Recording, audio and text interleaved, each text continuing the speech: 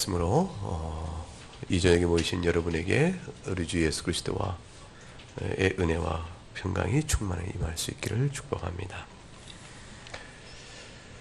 교회를 건강하게 세운다라는 것은 사람이 힘으로 되지 않는 것은 우리가 이제 익히 아는 바요, 고백하는 바입니다. 그런데 이제 사람들이 교회를 구성하면서 각각 교우로 어떠한 자세와 어떠한 태도와 어떠한 신앙적 원리에 따라 살아야 건강한 교회를 세울 수 있을 것인가 라는 질문 앞에 오늘 본문이 우리에게 특별한 답을 주고 있음을 기억해야 합니다. 교회를 건강하게 세운다는 것의 가장 중요한 일은 무엇보다도 교회는 예수 그리스도의 복음의 말씀, 즉 진리의 말씀 위에 서 있어야 하는 것이죠. 진리의 말씀 위에 건강하게, 건전하게, 바르게 서 있는가 하는 것이 교회가 교회인가, 아닌 교회가 건강한가를 결정하는 가장 중요한 이치가 됩니다. 그건 두말할 필요가 없습니다. 진리의 말씀, 교회가 건강에 서 있을 수 있도록 하는 진리의 말씀으로서의 그 내용은 사도들께서 우리에게 전해주신 바 된 교훈들이니 교회의 사도성이야말로 교회의 건강함을 바르게 이해하도록 해주는 기초요, 중심 원리가 된다 볼 수가 있습니다. 그 사도적인 교훈을 받아서 성경적에 담긴 뜻을 먼저 믿었던 자들이 신조와 신앙과 교리로 우리에게 전해주고 그 내용의 이해에 따라서 말씀이 우리에게 주는 마땅히 우리가 살아야 될 신앙적 태도에 대한 건강한 교훈도 우리가 받아나갈 수 있게 되어집니다. 그런데 이 진리의 말씀에 있는 교회가 그럼 영적으로는 그 진리로 인해서 어떤 덕목을 나타내어야 교회가 건강에 세워지겠는가, 이렇게 질문을 해보면 그것은 무엇이겠어요? 이제 선택지를 주면 교만이냐 겸손함이냐 이렇게 물어보면 답이 뭐가 되겠습니까? 네, 겸손함이 되어집니다. 진리 위에 서 있는 교회가 교만할 수 있는 것인가 라는 걸 생각해 보면, 복음의 진리에 서 있는 교회가 교만하다는 것은 모순적 관계입니다. 우리가 세상의 지식은 우리를 교만케 하는 것은 필연적인 사실입니다. 그런데 복음적 지식이 우리를 교만케 할 수 있는가? 교회의 영적 상태를 참 교만하다 이렇게 말할 수 있겠는가? 그렇게 말하면 교회가 갖고 있는 그 지식이 영적 자양분이라든가 그 생명을 살리는 그 생명력으로 작용하고 있는 것이 아니고 그 교회가 죄성을 포장하고 있는 그런 위장적 지식으로 덮어져 있다라고 볼 수가 있는 것이에요. 아무리 교리가 풍성하고 아무리 신조에 특별한 지식들이 있고 교인들이 툭 치면 웨스트민스터 대요리문답이 쭉 나오고 그렇게 하여 이 교회는 두루두루 교인들이 교리문답 1문답부터 190이 넘는 긴 문답까지를 전부를 다 통달하고 있다 하더라도 그것이 그들의 신앙적 영적 덕목에 있어서 교만으로 작용하면 아무 소용이 없는 것이죠. 그것은 왜 그러냐면 복음을 알지 못한다라는 반증이 되기 때문에 그렇습니다.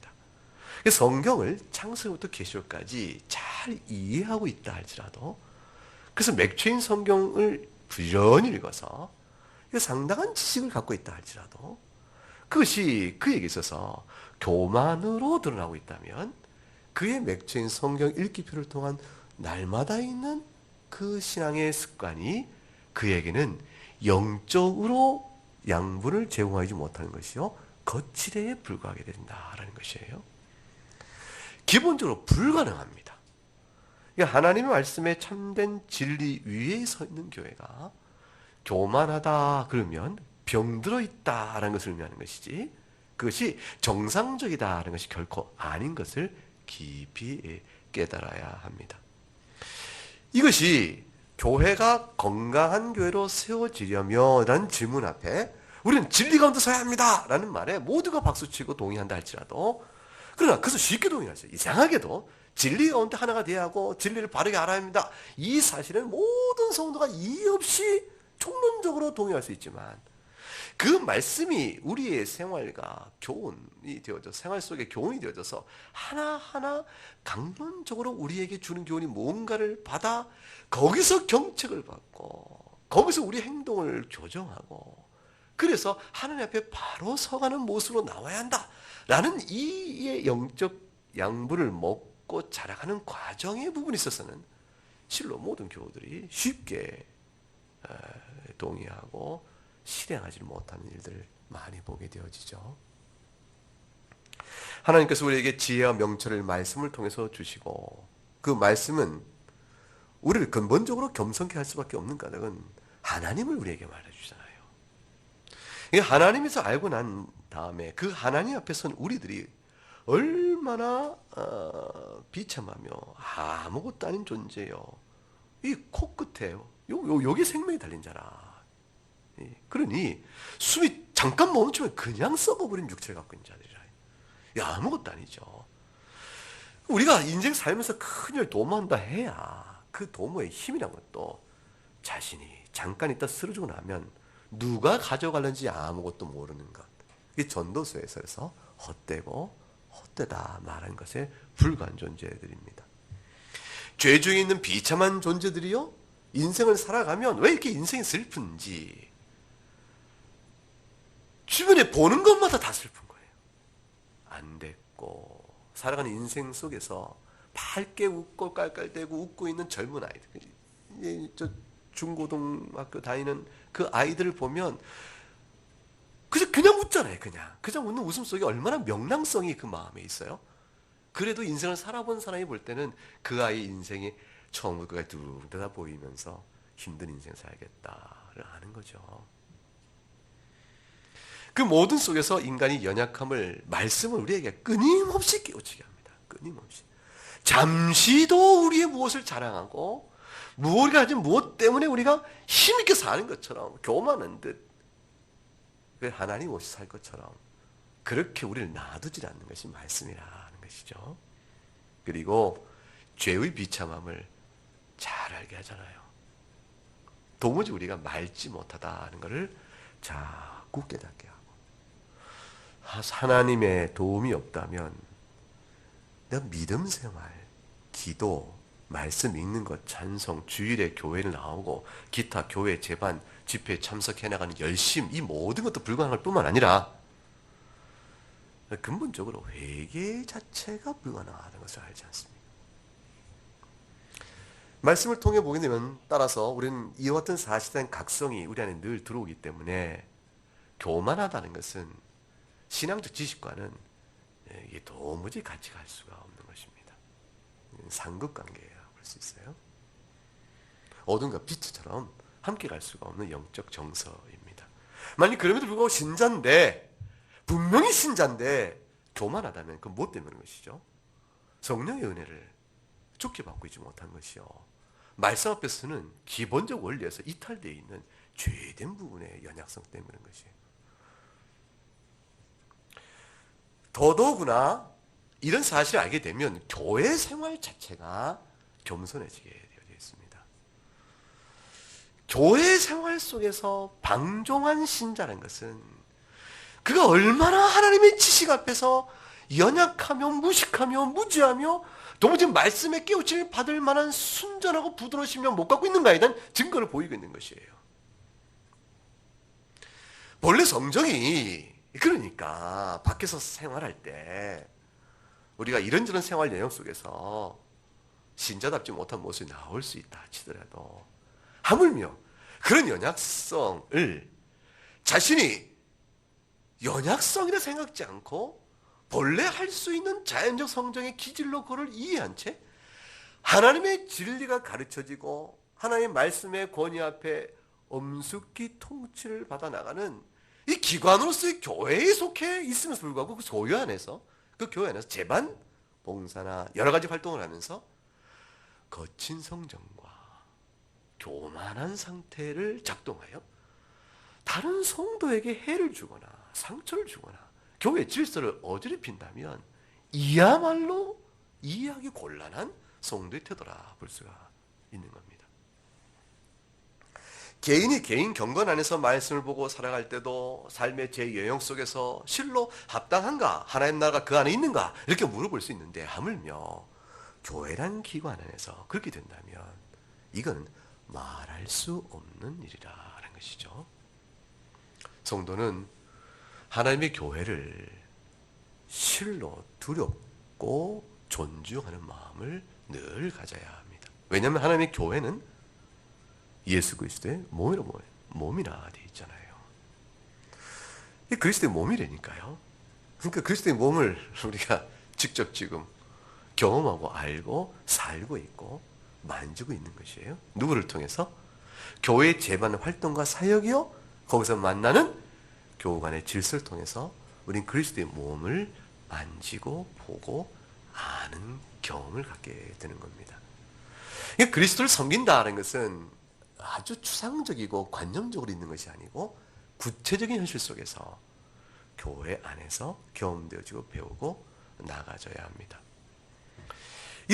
그렇다면 교회가 말씀의 가르침 안에 순복함으로 그 순종의 원리로 겸손히 나오게 됨으로 인해서 나타나는 열매는 당연히 사랑이요. 성령의 9가지 열매의 모습이 그 가운데 형성돼가므로 한 사람 개인을 보면 그가 참 신자답구나. 이 그리스도 형상을 닮아가는 신자라 알게 되는 것이고, 교회적으로 보게 되면 참 아름다운 그리스도의 몸된 교회다. 그래서 그 교회에 출입하는 사람들이 그 교회에서 그리스도의 향기를 느끼고, 그렇게 되어지므로 죄 가운데 있는 사람들이 실로 준동하지 못하는 삶과 자신의 옷깃을 여비는 겸비함이 나타나게 되어집니다. 먼저 믿은 자들의 이와 같은 영적 질서가 확고하지 아니하면, 그러면 교회는 이내곧 세상보다 못해져요. 통제할 방법이 없어지고 무질서의 형태가 들어갑니다. 세상은 뭐로 통제합니까? 회사 같으면 월급으로 통제할 거 아니에요. 너 자리, 너 책상 뺀다? 맞네? 너 자리 옮긴다? 뭐 끝나는 거 아니겠어요? 회사는 그렇게 통제가 되겠죠. 인사로 통제가 되겠죠. 정부는 나름대로 권력으로 통제하고 조직의 힘을 통제할 텐데, 교회는 뭐로 통제가 되겠어요? 교회는 아무런 힘이 없어요. 임의로 와서 신자라 하여 앉아있고 임의로 나가겠다 할 때까지 그 교회는 무엇으로 통제하고 교회의 질서를 잡아갈 수 있겠어요? 봉급을 안 준다 할 수도 없고 헌금 교인이 되는데 그 사람에게 예배 나오지 마라 할 수도 없어요. 성도라 자처하여 하나님께 나와 예배하겠다는데 당신은 안 돼요 할 수도 없는 것이고, 일정한 교회 회원권을 가진 다음에 법적인 회원권을 행사하겠다는데 그거를 당신의 회원을 아니요라고 말하자니 그 험한 도덕적인 문제나 영적 진리에 어긋난 문제가 있고 이단 사설에 빠져 있으면 교회 회원권에 대한 제한을 두는 취지가 있겠지만, 그런 것도 아닌 성정이 못 돼서, 아니 남과의 관계가 도무지 날카롭고 거칠어서, 그래서 교회에 두면 틀림없이 이 해가 되어지는데, 그러나 진리를 어기지 않고 있으니 그 통제와 다스리는 데 한계가 있다 그 말이죠.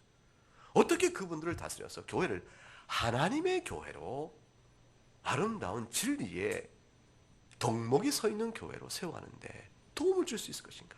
다스려갈 것인가? 이거는 목양과 교회 질서를 세우는 데서 아주 큰 숙제예요. 이건 예수님 때부터 지금까지 이어져온 교회적 과제입니다. 어느 교회나 이런 문제는 다 있는 것이고, 그래서 항상 목회와 그 다음에 교회 생활은 성도나 목회하는 목사나 항상 쉽지 않다라는 얘기를 고백적으로 하게 되어지는 것이죠. 어떻게 하면 이런 질서를 세워갈 수 있을까요? 답은 먼저 믿는 자들이 어떻게 하냐에 따라 달라지는 거예요. 우리가 예배 시간에 안 늦습니다. 그러니까 방문한 교인이 움칫 한번 늦다가 다시는 그분이 또 방문할 때 늦지 않으려고 애를 써요. 질서가 잡혀갑니다. 우리가 예배 드리면서 교인의 태도에 대해서 이 주보 뒤에 몇 가지 써놨는데 이 준칙들을 교인들이 잘 지켜가려고 하니 다른 분들도 그리 하는 것이고 실로 뒤에 오는 교인들도 이렇게 하는 것이구나 알고 그렇게 해서 그걸 생활 속으로 받아들이는 각오를 하고 습관을 만들어가게 되어집니다. 다시 말하면 교회의 질서가 잡혀져 가는 것이다. 이렇게 되어져 가는 것이죠. 따라서 교회 안에 있어서 이 개인적인 성정이나 좀 판단에 준동함으로 인해서 목양을 해나가는 질서가 어우러지지 않도록 하려면 먼저 믿는 자들이 그 질서 앞에 순종하고 나오는 교회적인 영적 문화를 견고하게 세워서 어떤 일로도 흔들리지 않도록 세워가는 일이 아주 중요하다는 것이죠. 이 부분에 대한 강한 의지와 결심들이 교회를 세워가는 성도들에게 특별히 먼저 교회를 세워가는 이렇게 교회가 개척되어졌다 그러면 세워가는 성도들에게 아주 중요한 신앙적인 초점이 된다 볼 수가 있습니다. 자, 그렇다면 교회를 세워가는 건강한 교회를 세워가는 원리는 뭡니까? 그럼 첫째는 말씀에 서야 하는 것입니다. 이렇게 되고 그럼 또 다른 게 있다면 하나님은 그 말씀에 따라 교훈을 들어 겸손하게 신앙생활하는 것이 교회를 건강하게 세워주는 하나의 원리가 되어집니다. 이렇게 말할 수 있겠죠? 근데 겸손하다는 것은 누가 겸손해야 될까요? 1. 목사와 장로 2. 교인 3. 다 같이 답이 뭘까요? 3번 다 같이 목사나 장로님들은 좀 겸손하지 않아도 되죠? 아닌가요? 그건 아니겠죠? 네, 3번일 거예요. 자, 그러면 목사와 장로, 굉장히 장로계는 당회를 구성해서 가르치는 장로로서의 목사 장로가 있고 다스리는 이제 치리 장로가 있어서 목사 장로와 치리 장로로 당회를 구성해서 교회를 기관적으로 다스려가는 책임을 맡게 되어집니다. 그러면 목사 장로와 치리 장로는 당회적 기능을 감당하면서 어떻게 순종을 해가는 예를 보일 수 있을까요? 그것은 바로 뭐냐면 예수 그리스도예요. 예수 그리스도의 앞에 순종하는 모습이요. 그리스도의 교훈 앞에 순종한다는 것은 그리스도께 세우신 몸된 기관인 교회의 법도대로 따른다는 것이죠. 그 법도에 순종하는 태도를 통해서 성도들 또한 순종의 원리를 배워갈 수 있게 하는 것입니다. 이게 굉장히 중요한 내용이에요.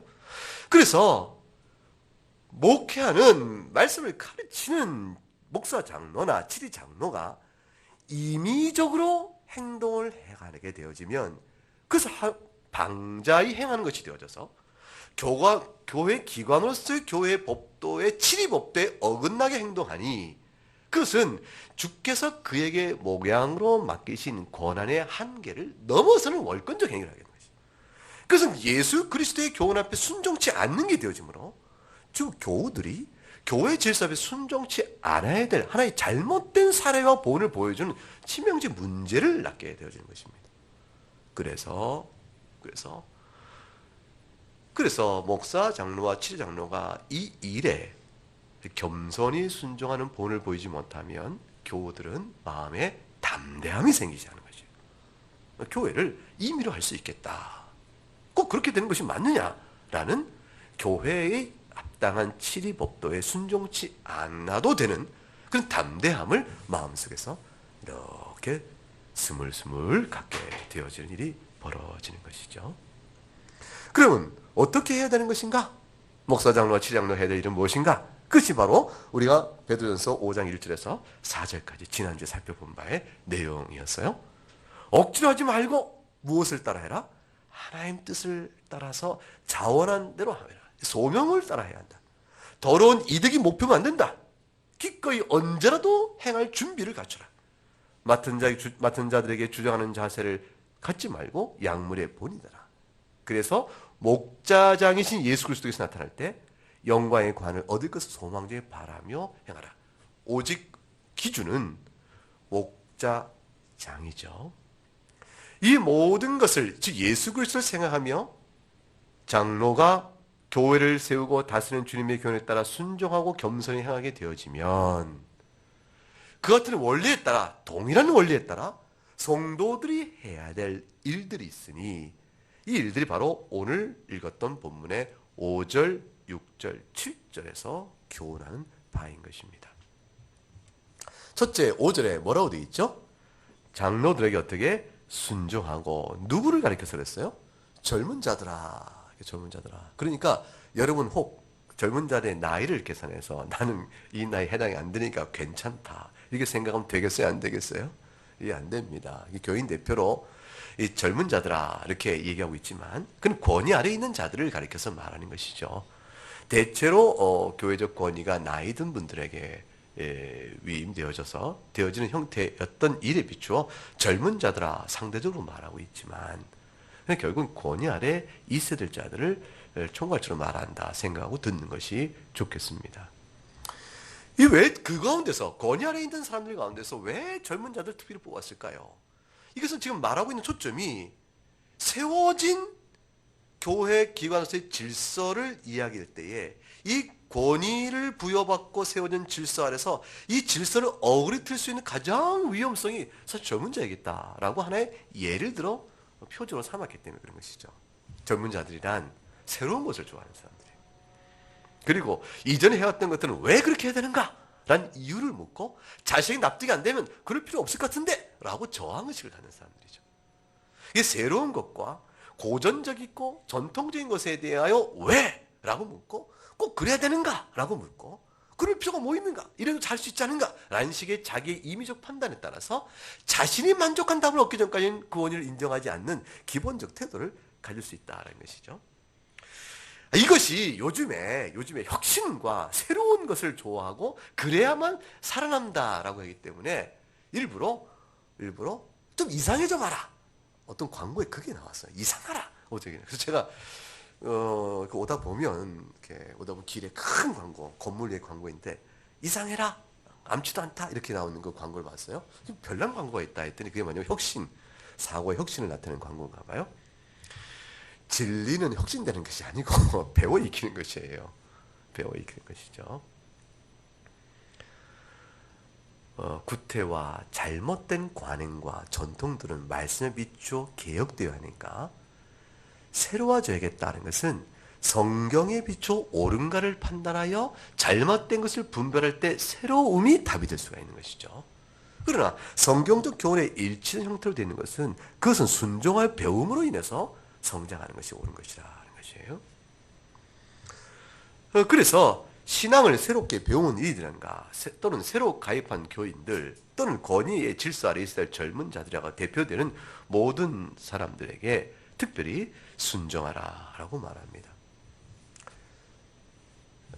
교회 안에서 목양적 질서를 담당해야 될 이 장로에게 하나님께서 책임을 맡기셨는데 이 책임을 이행하기 위해서 일정한 권한이 주어졌는데 이 권한의 행사가 존경을 받아 행할 수 없다면 아무 일도 할 수가 없는 것이에요. 그래서 아까 처음에 얘기했던 것처럼 교회는 어떤 수단과 방법이 없어요. 교회를 시끄럽게 하는 사람이 있다. 그럼 어떻게 그걸 다스려요? 그 방법이 없어요. 방법이 없으니 할 수 있는 방법이라는 것은 성도 아닙니까? 주께서 말씀하시기를 각각 은사를 받은 대로 선한 청지같이 서로 봉사를 하였고 또 원망 없이 하라 했으니 그 원망하여 되겠습니까? 주 앞에서 그 원망의 태도가 악한 줄 알고 회개의 마음으로 기도하시는 게 옳지 않겠습니까? 이게 치리의 방법이에요. 이 권면을 들어야 할 터인데, 들어야 되는, 이게 순종의 태도로 들어야 할 텐데, 이 말을 권면하니까 무슨 그런 말을 하느냐? 아니 생각도 없느냐? 나도 나름대로 했는데 이체 이거 저만 하니 내가 견딜 수 없는 것인데 왜 목사님은 왜 나는 이해 않고 왜 자꾸 나보고 참으라 하느냐? 라는 식으로 따져 부르면서 성정을 내보이면 방법이 없는 것이. 그걸 어떻게 하겠어요? 그게 아닙니다. 기도하겠습니다. 라고 말을 해도 도무지 다룰 방법이 없게 되어진 것이죠. 따라서 목사가 혹은 또 치리 장로가 이 말씀이 이러하니 성도 가질 마음의 태도가 그것이 아닌 것 같소 라고 말하면 자기 생각에 너무 답답하고 속상한 게 있어도 말씀이 그러하니 이 말씀에 미쳐 자신의 심령을 새롭게 해야겠습니다 라고 듣고 순수히 물러나 다시는 그 일로 인하여 성정을 그대로 드러내지 않도록 주의하고 자기의 마음의 고삐를 단단히 동여매는 것, 이것이 질서 아래 서 있는 권위 앞에 순종하는 자의 태도라 그거죠. 이것을 인정하지 아니하면 방법이 없게 되는 것이죠. 그 교회는 시끄럽게 되는 것이라. 건강하게 향기 나는 교회로 세워갈 수가 없게 되어진 것이라 볼 수가 있죠. 직분을 맡은 자에게 권위가 부여되지 아니하면, 그래서 그 권위 때문에 순종해야겠다라는 일반적 교인의 태도가 확고히 형성되어 있지 아니하면 틀림없이 각각 자기 소견대로 행하는, 사사기 읽고 다 읽었잖아요. 이제 맥주인 성경에서 읽고 있지요. 사사기 다 읽었는데 결국 각기 자기 소견대로 행하더라. 하나님 말씀의 통치적 권위가 전혀 미치지 못했다라는 것이. 사사도 하나님의 소견에, 하나님 말씀의 권위에 순종치 않아 임의로 방종하니 하물며 일반 백성들이 말할 것도 없었다. 이 내용은 지난 주일 오후 저녁 때 오정세 목사 설교를 통해서도 우리가 확실하게 들었던 바이죠. 서로 방종과 고집으로 교인들이 임의로 살아가는 군집된 교인들의 모임밖에 안 되는 것이라. 교회로서의 기관적 성격은 무력하기 짝이 없고 집합단위로서의 교회를 세워가는 힘은 형편없이 그 모래알이 얽혀얽혀 모이는 것처럼 군집된 형태로 모여서 그저 예배하는 형태 안에 앉았다가 흩어져 가는 그런 조직이에요.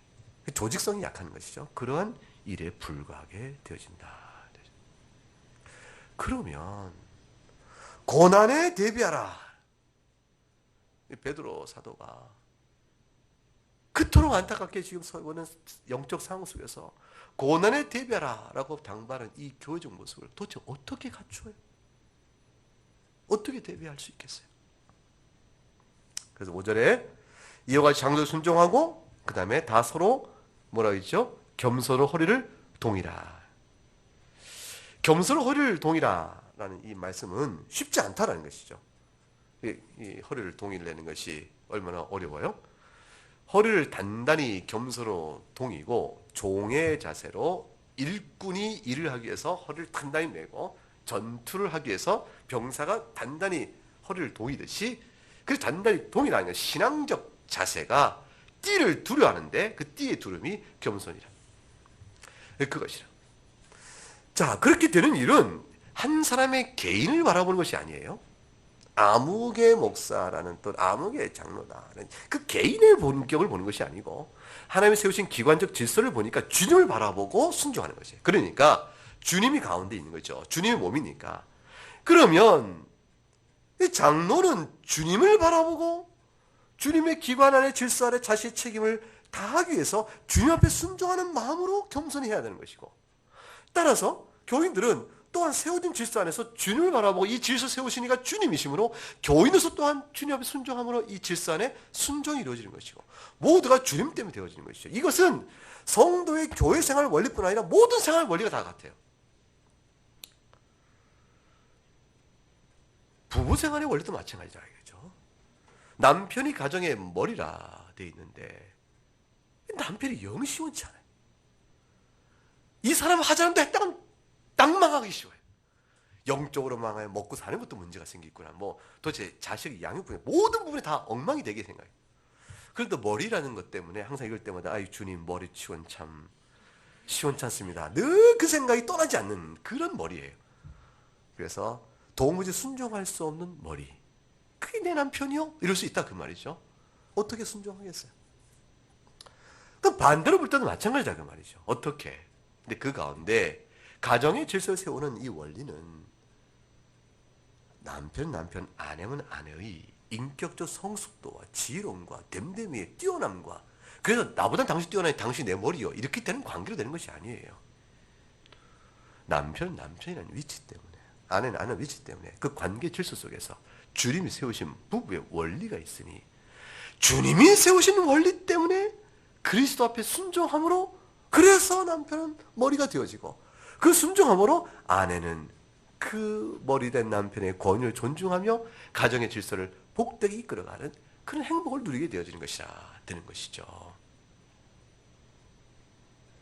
지혜롭게 어떻게 해야 되는 방편의 문제는 또 하나님께서 말씀을 통해 주시겠지만 겪어서 성경 곳곳에 보게 되면 그러한 관계 원리의 중심 속에는 한 가지 모든 지혜를 배우는 것은 결국 그리스도께 세우신 질서다라는 사실은 인식부터 오게 되는 겁니다. 부모와 자식 관계도 마찬가지라. 부모가 훌륭하여 부모가 되어지고 부모가 자격 없다. 당신이 부모냐? 라고 자식이 나오면 더 이상 아무것도 안 되는 거지. 어릴 때부터 부모의 가르침에 반항기가 들고 물론 부모가 자식을 반항기 없이 온전하게 지혜롭게 잘 가르쳐서 부모적 책임을 담당해야 하는데 그렇지 못해서 자식을 거칠게 다루어 그런 실수를 할 수도 있겠죠. 부모가 주님 앞에 순종치 않아 그런 것이죠. 부모가 주님 앞에서 순종할 때 자식을 어떻게 될 것인가? 자식은 내 자식이 아니고 주께서 내게 양육토록 맡기신 내가 이상 사람들에게 주신 선물이다. 그래 주님의 교훈에 따라 순복하고 일을 해나가는 일을 행해야 가능한 것이라. 자식 또한 주님의 질서 안에서 부모를 바라볼 때 되어지는 것이다. 따라서 예수님께 순종함으로 부모는 부모로서 자식은 자식으로. 그러니까 뭐가 되면 부모도 자식에게 순종하는 일이 벌어지는 것이에요. 부모가 자식이 어떻게 순종해요? 주님이 세우신 질서에 따라 부모 역할을 잘 감당하려고 자신을 내어칠 때 그때 자식에게 순종하는 상관적 관계를 갖는 것이에요. 그거 똑같다. 부모 안에서 남편이 주님이 가진 교훈대로 남편의 맡은 역할을 잘하려고 자신을 순종토록 자기를 복종시킬 때 그때 그것은 주님께 순종이요? 사실은 관계 안에서 아내에 대해서 오히려 순종하는 모습을 갖게 되는 것이에요.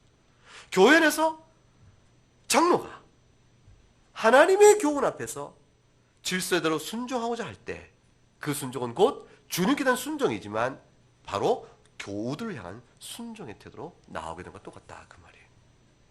그 원리에 따라 이루어지는 것이라.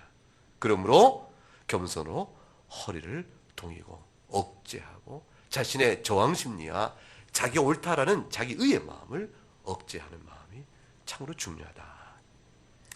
이 일이 결코 쉽지 않습니다.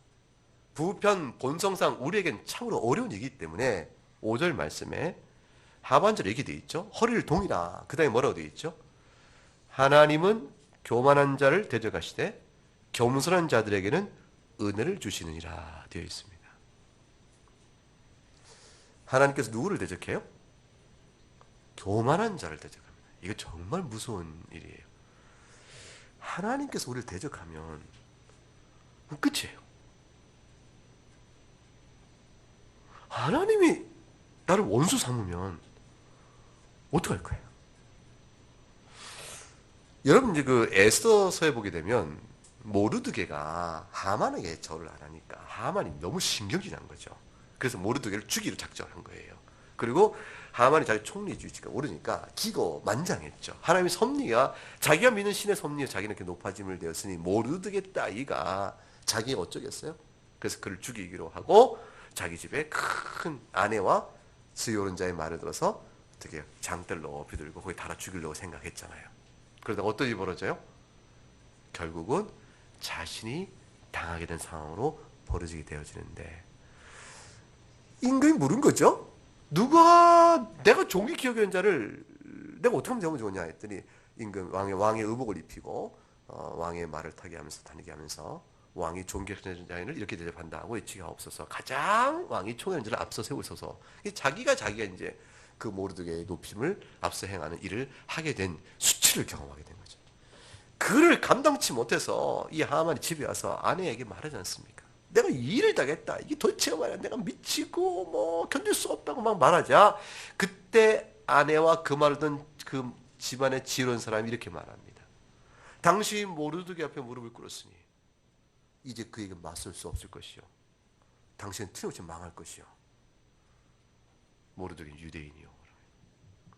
하나님의 손길에서 결국 당신이 망하게 될 거라는 사실을 안 거죠. 에스더서에는 하나님이란 말 한마디 단어가 안 나와요. 그러나 하나님의 섭리적 통치가 얼마나 무섭고 엄밀하게 틀림없이 이루어진가를 그것처럼 정확하게 드러내는 그러한 성경책도 없다 할 만큼 짜임새 있게 이루어지고 있어요. 지혜로운 자는 하나님의 대적의 손길을 얼른 피하고 하나님 앞에서 화해의 손길을 내밀고 그렇게 나가는 자가 지혜로운 자예요. 그래서 살아난 사람 이야기가 성경에 있잖아요. 기생 라합이에요.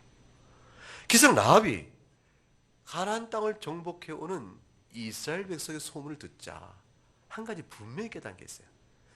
이스라엘의 하나님이 저들과 함께 하시니 하늘과 땅에 상천 하지에 당신이 믿는 하나님 같은 분이 없으므로 반드시 하나님 돕는 이스라엘을 대적한 자는 망할 것이다. 이 사실을 깨달은 거예요.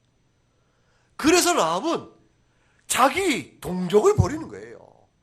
자기가 함께 살아온, 자기가 비록 직업이 남루하고 성경 창녀가 돼 있으니까 자기가 더러운 인생을 살고 있지만 자기 동족이라 민족의식을 왜 없겠으며 왜 없겠어요. 그런데 그걸 배반해서라도 살고자 하는 마음이 드는 것은 하나님을 어떻게 배반하겠냐, 하나님을 어떻게 대적하겠냐, 두렵고 무서운 하나님을 미리 깨달은 것이죠. 라합은 그래서 버립니다. 버려서 결국은 살아나게 됩니다.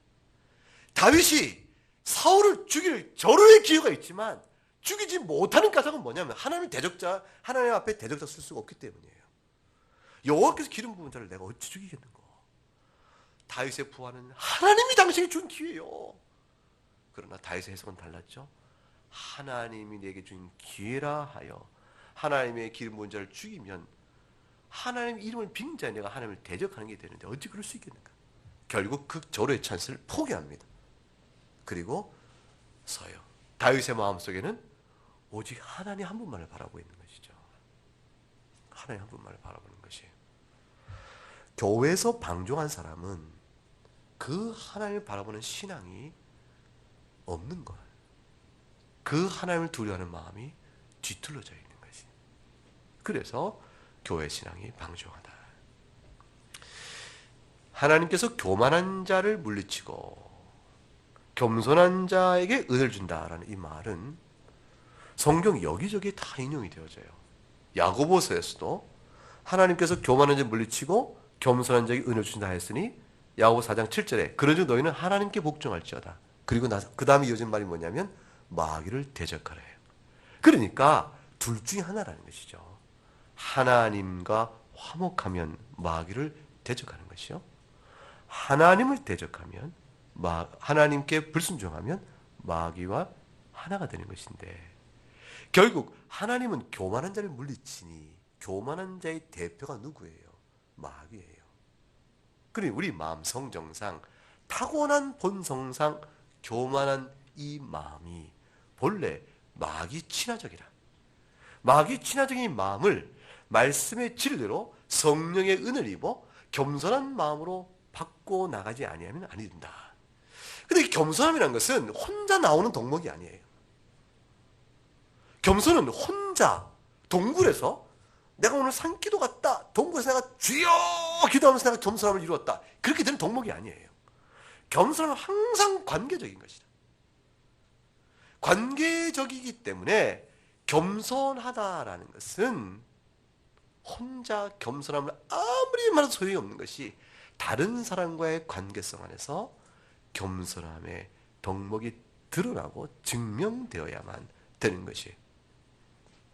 따라서 형제를 비방하거나 형제를 판단하는 자는 율법을 비방하고 율법을 판단하는 것이니 곧 하나님을 대적하는 것 같다. 이런 사실을 마음에 아주 무섭게 가져야 돼요. 무섭게. 우리가 미워하는 마음이 들 수가 있어요. 싫어하는 마음이 들 수가 있어요. 그런데 이것을 그러기 때문에 형제에게 해를 끼치거나 그렇기 때문에 형제에게 내가 대적자의 마음으로 나가는 것을 해나간다거나 그렇기 때문에 질서의 권위를 무너뜨려 해방자로 쓴다는 얘기는 이거 무서운 일이에요. 절대로 그런 일이 있지 않도록 여러분 조심하셔야 돼요. 잠언서에 교만은 잠언 16장 18절과 20절에 교만은 패망의 선봉이요 거만한 마음은 넘어짐의 앞잡이라 그러셨어요. 겸손한 자와 함께하여 마음을 낮추는 것이 교만한 자와 함께 탈취를 나누는 것보다 나으니라 그랬어요. 세상에 빼앗은 물건 나누는 것보다 즐거움이 어디 있겠어요. 교만한 자와 함께하여 악한 재산을 소득하는 것보다 겸손한 자와 함께 마음을 낮추는 것이 더욱더 낫다. 그렇습니다. 교회가 고난의 시기 속에서 감당할 만한 힘을 가지려면 세우신 기관적 질서 안에서 가르치는 장로요, 다스리는 장로가 하나님 앞에 순종하여 자기 몫을 다 감당하여 오시는 목자장으로 칭찬을 받아야 될 것이요. 교인 또한 그 질서의 권위 안에 순종함으로 하나님께서 때가 되면 높으실 때를 바라보면서 겸손해야 합니다. 6절 보세요. 6절 읽어봅니다. 시작. 그러므로 하나님의 능하신 손 안에서 겸손하라. 때가 되면 너희를 높이시리라. 때가 되면 높이신다. 이 높이신다는 것은 때가 되면 비로소 나도 교만 좀 부릴 때가 온다. 이 그런 뜻이 아니에요. 이게 사람들이 때가 되면 나도 높아져서 나도 한번 위세해보고 회전의자 한번 앉아보자. 뭐 그런 빙글빙글 도는 의자 그런 내는 노래가 있어요. 젊은 사람 모르죠? 옛날에 다 그렇게 부른 회전의자 그런 의자가 있어요. 앉으면 주인이지. 그런. 자, 근데 이 교만한 때가 되면 높아진다는 말은 하나님께서 지금은 네가 겸손한 위치에서 질서 아래 있기 때문에 조금 억울하다 싶은데도 참아야 되고 하나님 정말 넌 억울합니다. 뭐 이러다가 때가 되면 주익이 높아져 너도 회전하지 않으셔서 너도 이렇게 교만 좀 부릴 수 있게 해주신다. 이런 뜻이 아닙니다. 때가 되면 높이신다는 말은 주님 앞에서 겸손한 마음으로 계속 하나님 질서 유지하고 있다 보면 주께서 나중에 뭡니까? 네가 어떠한 이유에도 불구하고 하나님의 교회 질서이므로 그 앞에 순종하고자 해왔던 네 마음을 내가 안다 하시면서 착하고 충성된 종아라고 일컬으며 그때 그의 신앙의 진실성을 들어 높이 지으신다 그 말이에요. 이것은 마치 장로가 신실하게 행할 때 목자장이 나타날 때 시들지 않은 영광의 관을 얻는 것은 착하고 충성된 종이기 때문에 그런 거와 마찬가지죠. 얼마나 뭘 잘했냐 이걸로 아는 것이 아니란 말이죠. 얼마나 신실했느냐고 하는 것처럼 성도도 교회의 질서 속에서 똑같은 마음으로 갖는 것이다. 믿음의 내면적 진실성의 태도예요. 그걸 보고 하나님께 그날에 인정해 주신다.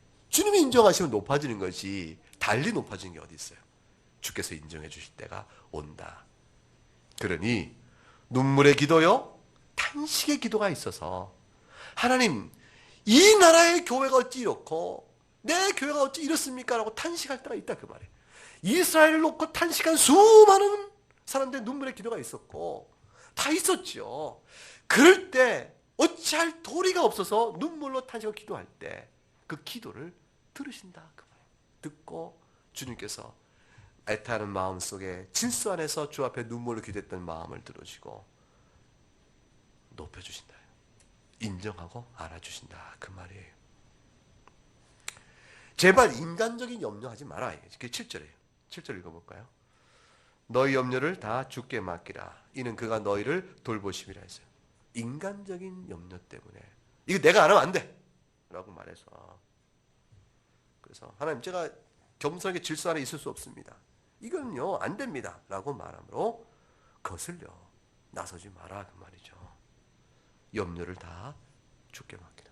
하나님의 섭리를 믿으라는 것이에요. 하나님 섭리 믿다가요 세상 다 끝나고 저도 얼마 남지 인생이 남지 않은 것 같아요. 끝을 못 보겠는데요. 하나님의 섭리는 이 세상 사는 동안뿐 아니라 주께 다시 오셔서 이루실 마지막 날에까지 이어지는 것이에요. 10편 73편 나왔잖아요. 악인이 형통한다 할지라도 죽을 때까지 형통해. 그러면 하나님 못 참고 견뎠지만 아니잖아요. 저 악인을 내가 내 손으로 응징해야 하는데 그래서 내가 의적이 돼서 정의의 홍길동이 돼야 할 터인데 내가 저를 쳐야 할 터인데 내가 안 했잖아요. 그랬더니 아유, 저렇게 평생 잘 먹고 잘 살다가 저렇게 죽고 마는데 하나님이 됩니까? 라고 말한 염려 내려놓으라 그 말이에요. 주께서 섭리만 통치하셔서 공의의 엄격한 심판을 반드시 할 것이니 네가 선으로 악을 갚으라 이 말이죠. 악을 악으로 갚지 말고 주께서 네가 위하여 기도할 때 그의 머리 위에 숯불을 던지는 것이었어요. 그 말은 뭐냐면 증오의 마음으로 기도하는 것이 아니고 위하여 기도할 때 위하여 기도한 너의 착한 마음의 기도를 주께 들으시고 마지막 날에 악한 자는 하나님의 어미로운 공의로 심판할 것이니 그의 악을 판단받을 일이 쌓인 악이 얼마나 더 큰 심판을 받겠느냐. 그러니 그의 심판은 주께 맡기고 너는 그 앞에서 겸손함으로 무릎 꿇고 기도해라. 주의 섭리 통치 앞에 맡기라.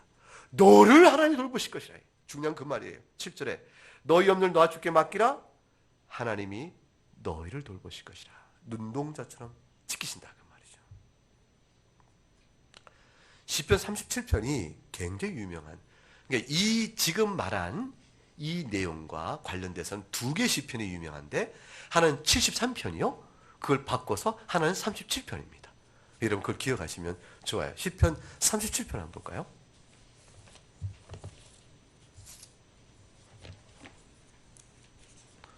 (37편) 1절 읽어봅니다. 시작. 악을 행하는 자들 때문에 불평하지 말며 불의를 행하는 자들을 시기하지 말지어다. 왜 그래요? 종말을 뭐라는 것이죠. 풀과 척히 뱀을 당할 것이요 푸른 채소가 쇠잔할 것이요. 근데 여호와를 의뢰하고 선을 행하는 우리는 어떻게 될까요? 땅에 머무는 동안도 그의 성실을 먹고 삼을지어다. 주님을 기뻐하라 그랬어요. 하나님을 바라보라는 것이죠. 내 길을 5절에 여호와께 맡기라 했어요. 그를 의지하라 그랬어요. 7절에 여호와 앞에 잠잠하고 참고 기다리라. 악한 꾀를 이룬 자 때문에 불평하지 말고 8절 읽어봅니다. 분을 그치고 노를 버리며 불평하지 말라. 오히려 악을 만들 뿐이라. 진실로 악을 행하는 자는 어떻게 될까요? 끊어질 것입니다. 여호와를 소망하는 자는 땅을 차지할 것이니 온유한 자는 복이 있나니 저가 땅을 기업으로 받을 것이며. 누가 말씀하셨어요? 주 예수님께서 산상수훈 8복 가운데서 말씀하셨잖아요. 온유한 자는 복이 있나니 저가 땅을 기업으로 받을 것이라. 여러분, 온유한 자는 것은 결국 뭐죠? 악을 보고 불평하지 않고 하나님이 세우신 질서 안에서 순복함으로 기도하는 사람이에요. 그래서 하나님의 은혜만을 바라고 살아가는 사람, 하나님의 섭리 통치만이 나의 생활의 힘인 줄 알고 사는 사람. 11절 시작. 그러나 온유한자는 땅을 차지하며 풍성화평으로 즐거워하리로다. 이런 자에게 하나님 나라가 임한다 그 말이죠. 그러니 교회 안에서 성도는 어떻게 행하며 살아야 될 것인가? 답은 나오는 것이죠? 네, 그렇습니다. 자, 사랑하는 여러분, 나그네 교회가 온전한 교회일까요? 온전한 교회일까요? 아닐까요? 아주 쉬운 질문이에요. 아닙니다. 우리 각각이 온전치 못하잖아요. 따라서 어떻게 그런데 나그네 교회가 하나님의 말씀의 진리 위에서 교만하지 않고 실로 겸비하여 아름답고 건강한 교회를 세워갈 수 있을까요? 그 답은 하나님의 말씀을 배우기에 힘쓰며, 두 번째는 각각의 교회에 하나님이 세우신 질서 가운데 권위 있는 자에게 권위를 인정하여 순복함으로 지도를 받고, 또 권위를 있는 자는 그리스도에게 순종함으로 인하여 교인을 순종의 마음으로 섬겨가는 그런 관계가 되어질 때 비로소 되어지니, 가르치는 장로, 치장로나 기관적으로 장로교회는 이 장로가 이걸 모든 것을 교회 기관을 다스려가니까, 그리고 모든 교인들은 한 가지로 어떻게 됩니까? 겸비한 마음으로 주 앞에서 자신을 돌아보는 그런 영적 덕목이 풍성해져야 될 것이라. 그렇지 못하면 임의로 방종케 되어지니 이내 곧 시끄러워지는 것이요, 목소리가 막 높아지는 것이요. 막 높아지면 교회가 소란해지고, 그럼 어떤 일이 벌어지냐면 신앙이 없는 자들이 믿음의 도리에 훈련을 받는 겸손함과 자기 조심성이 근신이 없이, 근심과 절제가 사라지고 방종과 임의로 하는 그런 거친 소리들이 교회 안에 여기저기서 들리게 되어진다. 그것이죠. 그런 일이 없도록 해야겠다. 그것입니다. 지금 여러분 가운데 그런 일이 있다는 것이 아니고 우리가 뻔한 사람들이니까 말씀이 주어지는 원리에 따라 교훈을 듣고 주 앞에 기도하면서 앞으로 세워질 계속 진행되어갈 교회의 앞날을 바라보면서 성도 가질 신앙 질서를 다시 한번 새겨보는 유익이 있을 것이라 생각을 하게 됩니다. 네, 이 말씀을 우리 생각하면서 함께 우리 찬송하겠습니다.